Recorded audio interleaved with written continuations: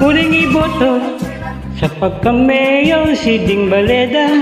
Ok na ok pa, pangangasiwa at sa kanyang tungkulin si Ding Baleda.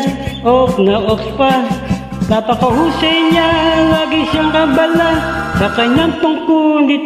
Kampanin pa, wala nang masasabit, hahanapin pa.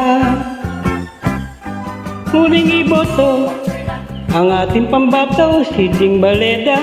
Ok na ok pa sa pagsisikap, kanyang nasasakupan si Ding Baleda. Ok na ok pa, napakahusay niya, lagi siyang abala sa kanyang tungkulit. Kampanin pa, wala nang masasabit, hahanapin pa. Ang kanyang gaway di matatawaran, di malilimutan. Ang pamantayan at tutunayan ng aming lingkod, tunay na maglilingkod. Ang muling iboto sa pagka-mayor si Ding Baleda. Ok na ok pa, pangangasiwa sa kanyang tungkulin si Ding Baleda.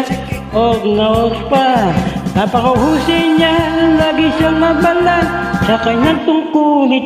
Kampanin pa, wala nang masasabit, hahanapin pa.